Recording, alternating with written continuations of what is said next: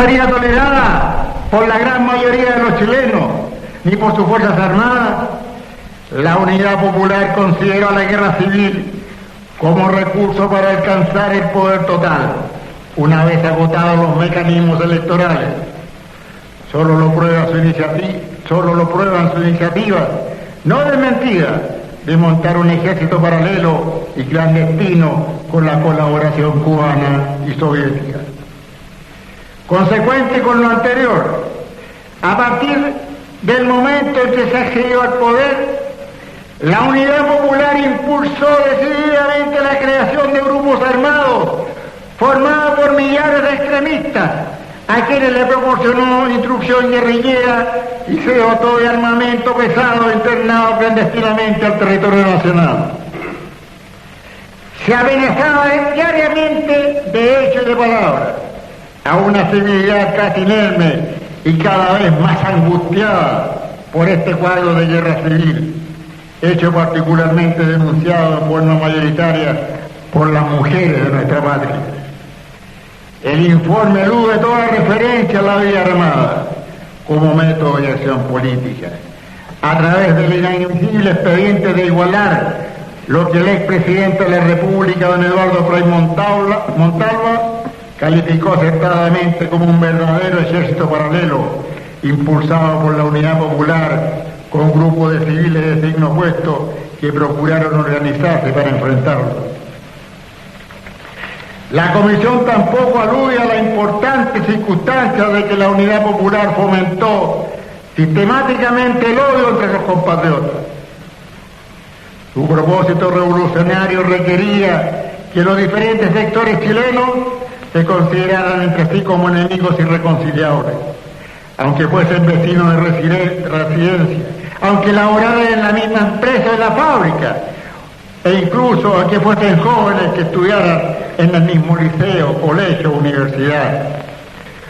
Como último paso para consumar un golpe totalitario en condiciones de posible éxito, la Unidad Popular intentó infiltrar y dividir las Fuerzas Armadas y Carabineros, generando al interior de ellas una tensión extrema para sus mandos e integrantes. Es decir, la Unidad Popular había creado la fuerza y desarrollado el escenario para llevar a la fase de ejecución los planes que le permitieran materializar la guerra civil, la que, dadas sus circunstancias y características, no sería jamás declarada oficialmente ni cuya existencia se reconocería en forma explícita. La acción de las Fuerzas Armadas hizo fracasar ese intento. Solo por eso la guerra civil revolucionaria pudo conjurarse en su fase larvada sin que ella estallara en todas sus dimensiones, pero persistió la guerra subversiva. Hoy, para algunos observadores ligeros y aún desinformados de la realidad, aparece como que las Fuerzas Armadas y Carabineros actuaron contra un enemigo interno que en perspectiva del tiempo juzgan casi como indefenso. No obstante, se olvida que si se evitó una larga y sangrienta guerra civil fue precisamente por la oportunidad, cohesión y drástica energía con que los mandos de las instituciones de la defensa nacional emprendieron la tarea de restaurar a la patria amenazada, respondiendo así el 11 de septiembre de 1973 a la clamor incontenible de una amplia mayoría popular. Afirmar que el país fue controlado en unos pocos días no se ajusta a la verdad, puesto que para conjurar definitivamente el estado de guerra fue menester una larga tarea de neutralización de la posible capacidad de reacción de los grupos paramilitares extremistas, cuyo grado de preparación bélica, de organización política y de poder armado no era dable medir con exactitud mientras esos grupos no fueran militarmente anulados. Pero el informe desconoció la situación de guerra subversiva que existió en el periodo escogido para analizar las llamadas violaciones a los derechos humanos. Desde el punto de vista de cualquier institución armada sería, cuando se enfrenta a una situación de guerra, solo cabe como propósito la victoria total. Tampoco el informe habló en todo su contexto, magnitud y proyecciones, la situación de peligro de orden bélico y acción terrorista y subversiva armada, próxima o inminente durante todo el periodo 73-1990. Los hechos que la Comisión recoge bajo el concepto de violaciones de derechos humanos cometidos por particulares bajo pretextos políticos formaron parte de una planificada estrategia de sectores importantes de la izquierda anarquista chilena internacional, tendiente a recuperar el poder perdido en el año 1973, sea a través de la utilización de vías de movilización social, ingobernabilidad o directamente con el concurso de un cuantioso armamento, cuya manifestación más visible está en los arsenales de Carrizal Bajo y en el atentado contra el presidente de la República el año 1986. La Comisión concentró toda su atención como único factor de división entre los chilenos en las famosas llamadas a las violaciones de los derechos humanos. Se afirmó que solo hubo violaciones a los derechos humanos en el periodo comprendido entre el 11 de septiembre de 73 al 11 de marzo de 1990. Lapso que precisamente coincide con la gestión del gobierno militar, curiosamente. Agrava esta coincidencia en que se pretende crear una conciencia colectiva sesgada sobre lo acontecido durante dicho gobierno, que tergiversa gravemente la ponderación de su obra. El ejército no acepta la tesis anterior, ni menos que se haya excluido como objeto de la investigación las múltiples y flagrantes violaciones a los derechos humanos cometidas durante los años precedentes al 11 de septiembre de 1973, sin que se hubiera existido una amenaza subversiva de la magnitud a la que se enfrentó el gobierno militar. Cabe recordar, por ejemplo, y sin perjuicio de las situaciones, el trascendental acuerdo de la Cámara de Diputados del 22 de agosto de 1973, que señaló expresamente los derechos humanos que el régimen marxista violó en forma masiva y sistemática. El solo hecho de querer transformar a Chile en una sociedad comunista conlleva ineludablemente el atropello de todos los derechos de las personas. No se desarrollaron todas las causas que han dividido a la sociedad chilena y que aún están lejos de ser superadas. En nuestro país, el enfrentamiento fratricida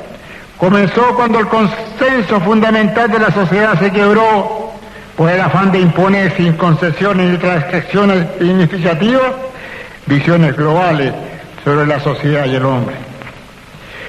No debió omitirse una detallada evaluación crítica de lo que significaron como factores de división violenta aspectos de las experiencias gubernativas transcurridas entre 1964 y 1973, pero muy especialmente la correspondiente a la llamada Unidad Popular.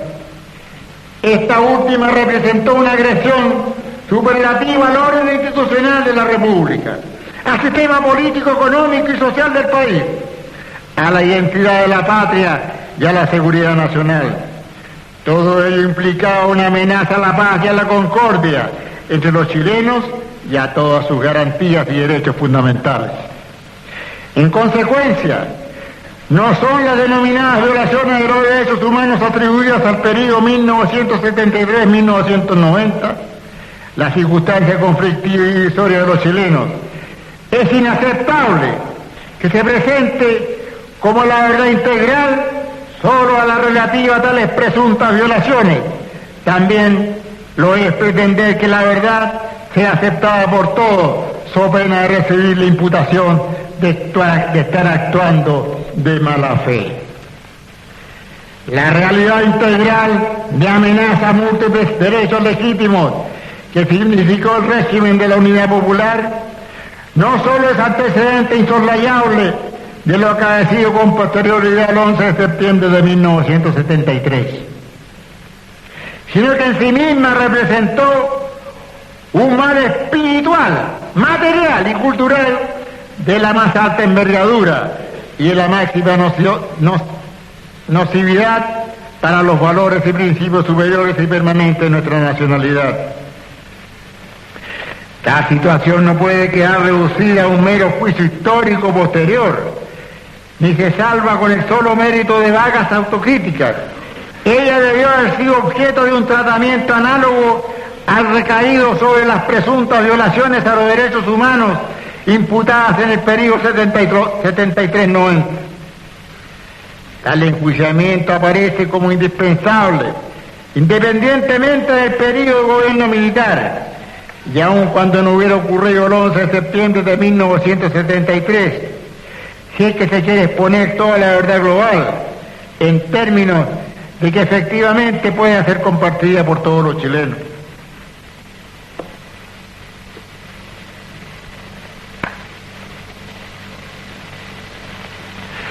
Los desequilibrios que se han señalado respecto al establecimiento de la verdad son un obstáculo en la reconciliación que se pretende obtener. El propósito de reconciliación entraña el deber de reconocer todos los quiebres y decisiones existentes entre los chilenos. Como nadie podría negar,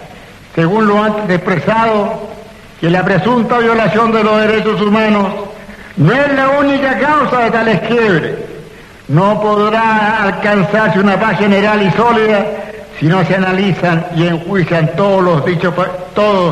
factores disociadores. La reconciliación, en consecuencia, debe pasar por una evaluación adecuada y seria de la verdad. No es posible que se esgrima la reconciliación para atender solo a las apreciaciones y juicios de una de las partes de la sociedad dividida. Para una parte importante de la nación que comprendió la gesta del 11 de septiembre de 1973, el verdadero nunca más debe provenir, ante todo, de aquellos que con sus distintos experimentos ideológicos llevaron al país a una ineludible reacción de legítima defensa ante la abierta ilegitimidad en que se había incurrido. Se requiere que más que nunca se pretenda en Chile poner en práctica un proyecto político de la naturaleza y alcance del que representó el de la Unidad Popular. De lo contrario, será imposible impedir la experiencia que el legítimo empleo de la fuerza por sus propias características conlleva o hace difícil de evitar. Las siguientes materias o conceptos incluidos en el informe atentan contra valores y principios esenciales del quehacer institucional, y algunos de ellos invaden el campo de acción específico y privativo de la institución. El ejército como parte de las Fuerzas Armadas, a diferencia de la condición que el informe le pretende asignar en el periodo previo al 11 de septiembre de 1973 y en el posterior, es por esencia una institución apolítica en su calidad de entidad permanente al servicio de la patria y de la nación. En consecuencia, no se compromete con determinados sectores políticos en pro de los objetivos de los mismos. Afirmar que lo ha hecho constituye una abierta tentativa desvirtuadora de la participación de los cuerpos armados de la República en la historia de la patria, destinadas a crear en la conciencia nacional concepciones erradas de lo que es su misión. Igualmente equivocada es la forma en que se señala en el informe la relación del concepto de seguridad nacional en un régimen autoritario con las acciones del gobierno militar. Este es un medio para alcanzar el bien común, de forma que no cabe entenderla como una doctrina o un elemento que obedezca inspiraciones foráneas. Por consiguiente, se rechazan los planteamientos expresados al respecto por esa comisión, en cuanto tergiversan la realidad histórica y constituyen una inaceptable imputación, en especial en cuanto suponen una relación directa del ejército con determinadas corrientes de opinión política y cuyas concepciones sus miembros adherirían. De acuerdo al sistema de planificación, el ejército, al igual que las demás instituciones de las Fuerzas Armadas, desarrolla un constante proceso de apreciación de la situación para evaluar las circunstancias y sobre la base de las conclusiones que obtiene, va previendo las formas de acción para enfrentar los requerimientos que su misión le exige. Mientras ellos, la capacitación y el entrenamiento militar necesarios para una adecuada participación en calidad de instrucción fundamental del Estado en la tarea de procurar el bien común de la sociedad. Por lo tanto, ubicar al ejército en el solo contexto de elemento anticomunista, dado su entrenamiento en materias de contrainsurgencia, constituye una falsedad histórica y una falacia conceptual inaceptable, puesto que desconoce gravemente sus funciones naturales en una sociedad organizada, lo anterior unido al intento de relacionarlo con un determinado sector político, demuestra una evidente acción descalificadora dañino a los intereses nacionales. Para analizar la legalidad de los actos del gobierno militar, es preciso hacerlo en términos justos y realistas, dejando de lado las visiones ideológicas de cada sector político o de la persona que efectúa este análisis. Es falso que se cambiara la legalidad según la conveniencia coyuntural, como también lo es que la plena independencia del Poder Judicial no fue respetada según insinúa el informe. Por lo tanto, cabe señalar que en sus diferentes periodos el gobierno de las Fuerzas Armadas y Carabineros,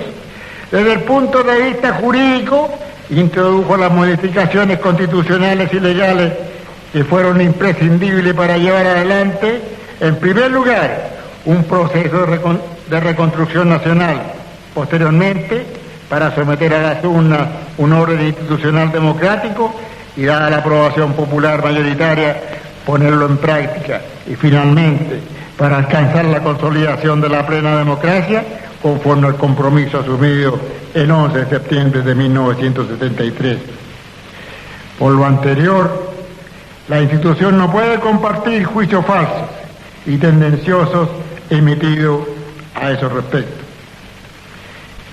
El ejército no tiene ni ha admitido jamás al interior de sus filas grupos secretos u organizaciones de fachada dedicados a sustentar doctrinas políticas, ni menos a conducir o influir en las decisiones que adopte el alto mando institucional. Por lo tanto, y como parte del gobierno militar, está en condiciones de asegurar que lo dicho por la Comisión en este sentido constituye un error incalificable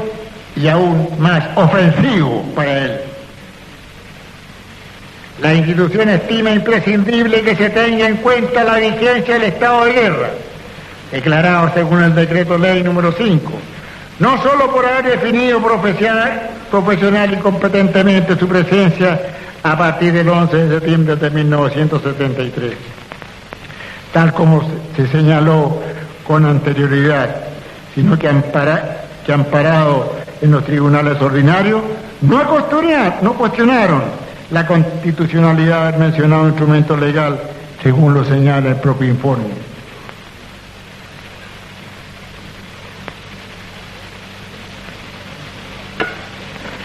La institución percibe que la calificación que se hace sobre la función ejecutiva durante el gobierno militar constituye una evidencia más de que en la redacción del informe ha influido la conocida posición de quienes recurren a todo tipo de argumentos para denigrar la figura y la imagen del comandante en jefe del ejército en el desempeño de su gestión presidencial. El comandante en jefe del ejército hizo uso de sus atribuciones de gobierno y administración con el apoyo de todos los órganos que componen la administración del Estado y con la importante fiscalización que deriva de la Contraloría General de la República y también del Tribunal Constitucional, que cumplió una actuación importantísima. El Ejército rechaza las apreciaciones formuladas por la Comisión sobre los consejos de guerra. Ellos se constituyeron y actuaron con apego a las disposiciones legales que los regían, las que con algunas modificaciones datan del año 1839, época de la dictación de la Ordenanza General del Ejército. Sin perjuicio de lo anterior, expresa su preocupación por las facultades autoatribuidas por la Comisión en esta materia, ya que se permite enjuiciar los fundamentos o contenidos de resoluciones dictadas por tribunales de la República, cuál es el caso de las pronunciadas por los tribunales de tiempo de guerra, actuación que contraviene a la Carta Fundamental. El Ejército no acepta asumir la responsabilidad de hechos que no han sido probados, menos si las respectivas imputaciones atentan contra su tradición de honor. La institución y su alto mando jamás han dejado de hacerse responsables ante la patria de las acciones que han debido emprender a lo largo de su honrosa historia. La institución no comparte la iniciativa de reivindicar a personas o grupos armados que provocaron gran parte de la crisis del año 73 y que continuaron después de esa fecha luchando organizadamente contra las Fuerzas Armadas y las Fuerzas de Orden. Ello atentaría contra la verdad y la objetiva evaluación de la gestión del gobierno militar. Por lo tanto, el Ejército rechaza potenciales actos e iniciativas que pretenden reivindicar a personas o grupos que han sido y siguen siendo negativos para una sana convivencia entre los chilenos. El Ejército no puede aceptar bajo ninguna circunstancia que existan discriminaciones en cuanto a las cargas públicas que la Constitución impone a los ciudadanos, como lo sería deliberar de la obligación del servicio militar a determinadas personas por ser familiares directos de quienes son señalados como víctimas de supuestas violaciones de los derechos humanos. Tal proposición resulta contrapuesta con el ánimo reconciliatorio declarado por las autoridades del gobierno. De materializarse, atentaría contra una efectiva unidad nacional, discriminando entre los jóvenes chilenos frente a sus responsabilidades militares y por ende a sus deberes constitucionales. La obligatoriedad del servicio militar no solo constituye una carga pública, sino que es manifestación de un deber que asiste a todo chileno. Aparte de eso, la concreción de la aludida proposición traería consigo la consolidación de una imagen negativa en torno a los hombres de armas. Por otra parte, el Ejército considera absolutamente inaceptable la imputación falsa que se hace al funcionamiento del servicio militar, que carece de todo fundamento y es propia de quienes desconocen, teórica y prácticamente, cómo se desarrolla la vida dentro de los cuarteles. Si bien en ellos existen rigurosas exigencias necesarias para la formación integral del ciudadano, que debe estar dispuesto a entregar la vida por la patria si fuera necesario, también está presente el incentivo permanente hacia la solidaridad, el espíritu de cuerpo, la camaradería y la mutua lealtad. No existen en la institución prácticas que lesionen la dignidad de las personas. Por el contrario, en el establecimiento y desarrollo de las relaciones humanas, en el interior de los cuarteles, está presente un conjunto de valores y virtudes que se inculcan de generación en generación, entre los que cobra especial importancia el sentido de la vida, la dignidad de la persona, el cumplimiento del deber y la responsabilidad por los actos que se emprenden. Desconocer esas realidades implica un grave atentado contra la inmaculada contradicción de lo que es el honor del Ejército. El Ejército hace presente en primer término que el Código de Justicia Militar, sobre cuya base actúan los tribunales castrenses, es una normativa anterior al gobierno de las Fuerzas Armadas y Carabineros. Por otra parte, Su aplicación por los tribunales militares se ha ajustado permanentemente a la norma establecida en dicho código. Se ha fallado siempre conforme a derecho y las resoluciones de dichos tribunales han sido objeto de conocimiento y revisión por parte de la Corte Marcial y de la Corte Suprema a través de la interposición de los recursos procesales procedentes. Las medidas que propone el informe de alterar una vez más la jurisdicción castrense se consideran inconvenientes por cuanto ellas no obedecen a una necesidad sino a una crítica carente de fundamento. Lo que es aún peor, ponen directamente en duda la calidad y la capacidad de los letrados castrenses, cuya actuación no ha sido motivo de reparo por parte de los superiores jerárquicos, la Corte Marcial y la Corte Suprema de Justicia. Aparece de manifiesto y se considera que la Corte Suprema ejerce la superintendencia directa, correccional y económica en relación con la administración de la justicia militar en tiempo de paz, que existe una eficaz garantía de independencia e imparcialidad de los tribunales especiales del Poder Judicial. Cualquier falta o abuso en que pudiera incurrir alguno de los integrantes de esto sería sancionado por el Tribunal Máximo de la Justicia. Además, en el caso de indicar que el procedimiento penal militar cuenta con recursos jurisdiccionales que permiten la revisión de las decisiones adoptadas por los tribunales militares y que también constituyen la salvaguardia suficiente para el debido proceso. El Ejército de Chile, a lo largo de toda su historia y por lo tanto también durante su gestión gubernativa, se ha adherido fielmente a los valores, principios y virtudes que orientan el ejercicio práctico de la vocación militar para el desarrollo de sus funciones. La institución en conjunto con las demás ramas de las Fuerzas Armadas y Carabineros debió intervenir en 1973 para lograr la superación de la crisis moral, institucional, económica y social que asolaba a nuestro país, acción que obedeció al clamor ciudadano y que se produjo precisamente por la confianza que habían ganado esas instituciones ante sus compatriotas a través de la historia de Chile. Por lo tanto, si se es aceptable pretender relacionar, aunque sea de manera indirecta, supuestas actividades delictivas que habrían sido cometidas en forma individual por la actuación que históricamente ha cabido al ejército en la vida nacional, con mayor razón cuando esos supuestos delitos se basan principalmente en declaraciones de personas que se dicen ser afectadas.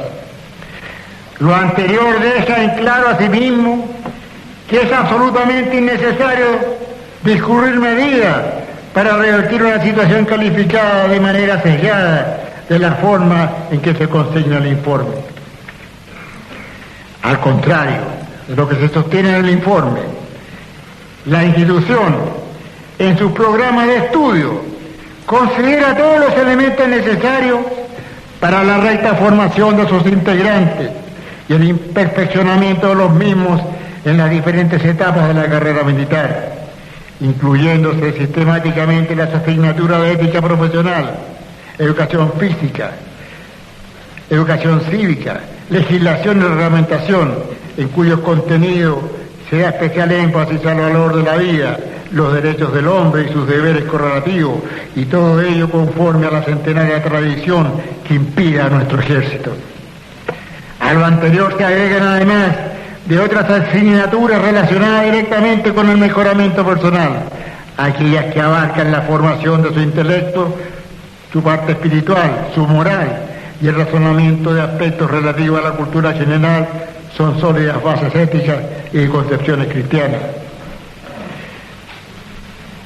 Tan es así, y como consecuencia de esta formación integral, unida a la vocación de servicio de la patria, los hombres de alma deben estar dispuestos incluso a entregar la vida en aras de los supremos intereses nacionales en beneficio de sus semejantes. En consecuencia, cualquier incorporación de materias impuestas o sugeridas en este orden es innecesaria y inaceptable, Asimismo, es absolutamente improcedente proponer la participación de otros profesores especializados o organismos externos. El Ejército dispone de un selecto grupo de profesores, tanto militares como civiles, que poseen un amplio dominio de los temas y materias que enseñan y que a ellos les corresponde impartir, y cuya calidad moral y profesional se encuentra sometida a un proceso permanente de evaluación y calificación. La seguridad nacional no es, como señalan sus detractores, la doctrina identificada con la protección del bien común en su integridad, que se pretende presentar como causa justificante de atropellos a los derechos esenciales de las personas. Es, al contrario, un concepto integrante del bien común, cuyo fin último es cooperar para alcanzarlo. Por lo señalado, el concepto de seguridad nacional puede ser discutido, precisado y mejorado, pero lo que no se puede aceptar es que se pretende atribuirle un carácter ideológico. En consecuencia, la institución rechaza todo intento por vincularla interesadamente a un supuesto de esta naturaleza. La inteligencia militar constituye una función primaria del mando, la que junto a la del personal, operaciones y logística conforman un todo orgánico que posibilita a aquel, en cualquiera de sus niveles, disponer de la asesoría integral y el cumplimiento eficiente de sus obligaciones de demanda. La inteligencia militar desarrolla actividades destinadas a informarse especializadamente respecto de la forma en que los potenciales peligros para la nación puedan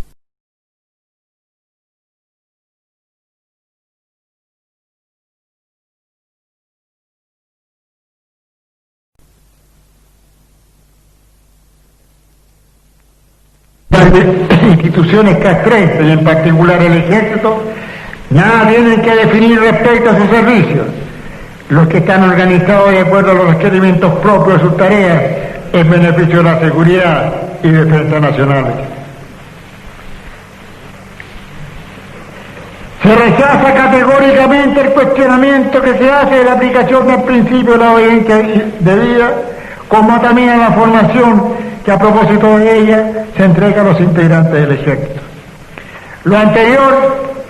por cuanto se pone en duda uno de los elementos fundamentales de la vida militar, ¿cuál es la disciplina? Valor esenciales sobre el cual se sustenta el exacto sentido del mando y la obediencia que asegura el eficiente desenvolvimiento del Ejército para el cumplimiento de su alta y respetable misión.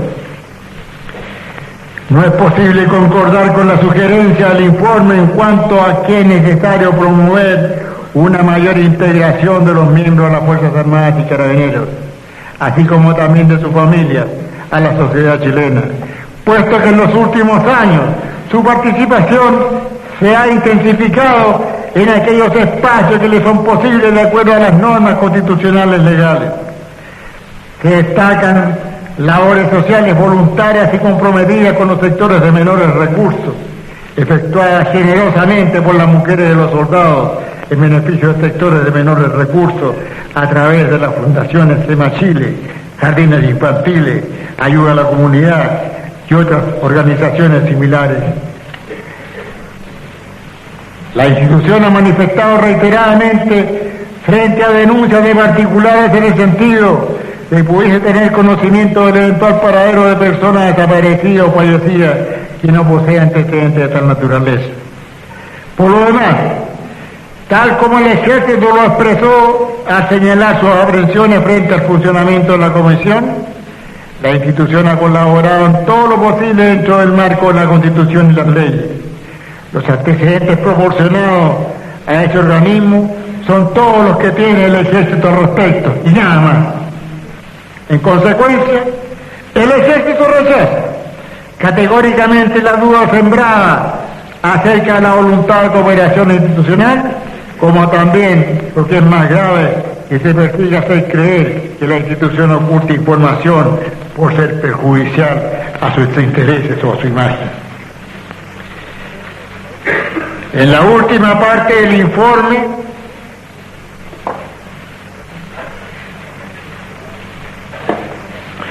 la última parte del informe se pretende unir sus contenidos con los antecedentes señalados en el exorcio, dando los mismos argumentos en el expresado en tono de dramatismo y emocionalidad. Esos argumentos dan por establecida una verdad definitiva respecto a supuestas violaciones a los derechos en el periodo 11 de septiembre de 1973 al 11 de marzo de 1990, la que serviría de base para quienes se sientan afectados por ella puedan fundamentar sus demandas de justicia y reparación, como también establece que las posibles justificaciones no pueden emplear como argumento los hechos ocurridos con anterioridad al inicio del periodo motivo de investigación. El Ejército rechaza categóricamente esta pretensión que desliga la interpretación de los hechos investigados de la realidad histórica de su origen.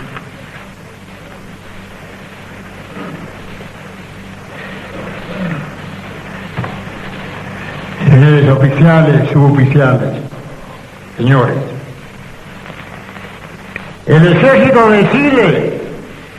frente al llamado a la reconciliación nacional, formulado por su excelencia el Presidente de la República, y el anhelo ciudadano en tal sentido, reafirma lo expresado en cuanto a que siempre encontrará en él un partícipe entusiasta y un colaborador leal. Sin embargo, reconociendo la sana intención de este llamado y con pleno respeto para la alta investidura y la autoridad del jefe del Estado, el Ejército, nada del prestigio y dignidad elementales de la institución, manifiesta su fundamental discrepancia con el informe de la Comisión Nacional de Verdad y Reconciliación y le niega tanto validez histórica como jurídica por las numerosas razones que voy a señalar y que pueden resumirse como sigue. El Ejército, junto a las demás instituciones de las Fuerzas Armadas y Carabineros, fue llamado a intervenir en la más grave crisis institucional sufrida por el país en el presente siglo. Como última instancia, frente a una seria amenaza a las bases mismas de la convivencia y de la soberanía nacional. Ellas cumplieron cabalmente su misión, derrotando la sonada totalitaria, reconstruyeron y modernizaron la economía del país, restablecieron la paz social y la democracia y devolvieron la conducción política a la civilidad en un país libre y reconciliado, cuyos habitantes podían convivir en una atmósfera de seguridad pública y privada y ejercitar pacíficamente sus derechos democráticos. Todo ello en términos que le han permitido a la República enorgullecerse de su realidad interna ante la comunidad internacional. El Ejército de Chile ciertamente no hay razón alguna para pedir perdón por haber tomado parte en esa patriótica labor. Una comisión formada por ciudadanos, entre los cuales hay quienes ostentaron por años una conocida animadversación hacia las Fuerzas Armadas y Carabineros y hacia su gobierno, carece de la imparcialidad necesaria para erigirse en instancia capaz de determinar la verdad de hechos sometidos a su conocimiento y que envuelven un juzgamiento de la actuación de los hombres de armas. El hecho de que ella haya basado su veredicto en testimonios unilaterales y en un análisis incompleto de circunstancias ponderadas, fuera del contexto en que se presentaron, confirman el fundamento de las aprehensiones que en su oportunidad representó el Ejército a la opinión pública. El Ejército de Chile rechaza la utilización político-partidista del informe y la amplia cobertura internacional que se está procurando darle, cuyos alcances pueden comprometer aspectos básicos de la seguridad interna y de la defensa externa de la República. De una manera muy especial, el Ejército rechaza la conclusión de la referida comisión en el sentido que no hubo en el país un estado de guerra. Esa afirmación constituye una ofensa para los caídos de sus filas en esa guerra. Con todo, ello sirve al mismo tiempo para testimoniar cómo el intento de la citada comisión de exponer al ejército a una especie de proceso público contradice las evidencias históricas acerca del contexto en que correspondió actuar. Al efecto, en el caso de citar el testimonio del actual presidente de la República, excelentísimo señor Patricio Aylwin, quien el 19 de octubre del año 1973 declaró textualmente en el diario de la Prensa de esa fecha lo siguiente, abro comillas: la verdad es que la acción de las Fuerzas Armadas y del Cuerpo Carabineros no vino a ser sino una medida preventiva que se anticipó a un autogolpe de Estado, y con la ayuda de las milicias armadas, con el enorme poder militar de que disponía el gobierno y con la colaboración de no menos de 10.000 extranjeros que había en este país, pretendían o habrían consumado una dictadura comunista. Y otro testimonio de similar valor, el del expresidente de la República, don Eduardo Frei, quien también se pronunció acerca del clima de guerra interna en carta al presidente de la Unión Mundial de la Democracia Cristiana, Mariano Rumor, el 8 de noviembre de 1973, en los siguientes términos: instaurado el gobierno de la Unidad Popular, convergieron hacia Chile varios miles de representantes de la extrema izquierda, de la guerrilla y de los movimientos de extrema izquierda revolucionarios, todos ellos de América, hombres conocidos en el continente por sus actividades guerrilleras, eran de inmediato ocupados en Chile con cargo en la administración, pero no dedicaban su tiempo, muchos de ellos, sino al adiestramiento paramilitar, e instalaban escuelas de guerrilla que incluso ocupaban parte del territorio nacional y que no podían penetrar ni siquiera representantes del Cuerpo Carabineros o de las Fuerzas Armadas. Se haya establecido así un verdadero ejército paralelo.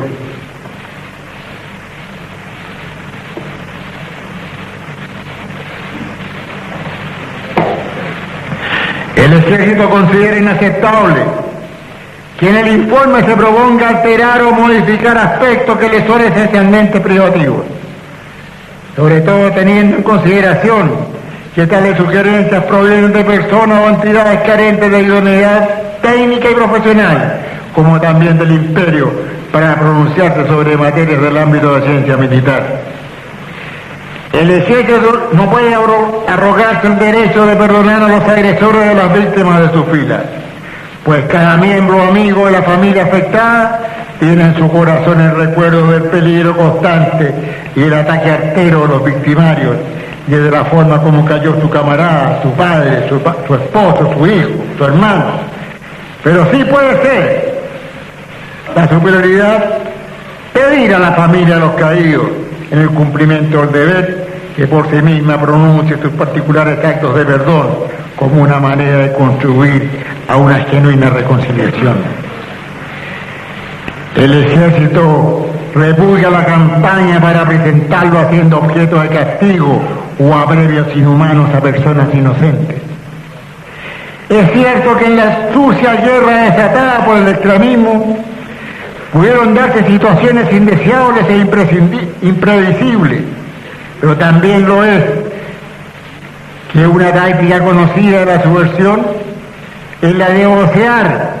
la denuncia de torturas con carácter de escándalo, como lo hicieron en otro tiempo. Por ejemplo, la revista del MIR, Punto Final, contra los organismos de seguridad del gobierno, excelentísimo señor Eduardo Frei, en su edición del martes 13 de agosto de 1970, y bajo la firma de un centenar de abogados de izquierda, con el título Crímenes, tortura y violaciones a los derechos humanos, donde a lo largo de extensas páginas reprodujo relatos y testimonios sobre supuestos tratamientos crueles e inhumanos a individuos apresados por la policía, en términos similares a lo que contiene el informe de la Comisión Nacional de Verdad y Reconciliación. El ejército repudia asimismo el hecho de que en lugar de los procedimientos propios del Estado de Derecho se prefieran relatos similares a los pasquines extremistas para emprender una campaña de denostación en su contra. El ejército de Chile declara solemnemente que no aceptará ser situado ante la ciudadanía en el banquillo de los acusados por haber sobrado la libertad y la soberanía de la patria a requerimiento existente en la civilidad. Menos aún, va a tolerar lo anterior cuando entre quienes pretenden elevarse o levantarse en jueces morales de sus hombres están los principales responsables de la tragedia vivida en su condición de máximos conductores de la Unidad Popular. El Ejército de Chile reafirma su decisión de continuar cumpliendo el rol constitucional de velar por el orden institucional de la República y por el respeto a su soberanía externa. Ninguna campaña propagandística, ni menos una alimentada y encabezada por algunos de los más visibles promotores de la sonada totalitaria derrotada el 11 de septiembre de 1973, podrán apartarlo de esta misión, de cuyo cumplimiento en el pasado se declara orgulloso y cuyo permanente desempeño se declara dispuesto a hacerlo en el porvenir. Finalmente, el Ejército de Chile, dado el profundo análisis efectuado al informe de la Comisión Nacional de Verdad y Reconciliación, lo expondrá al resto de las guarniciones de Chile. Muchas gracias. Prácticamente una hora ha durado la exposición del comandante en jefe del ejército, el general Augusto Pinochet, en un auditorio de la escuela militar, donde ha dado lectura a un documento de 25 carillas en que el ejército de Chile ha dado a conocer su pronunciamiento oficial y de manera pública respecto al polémico informe Rete. En lo sustancial, en lo medular, el ejército ha negado validez histórica y jurídica y ha descalificado el contenido del informe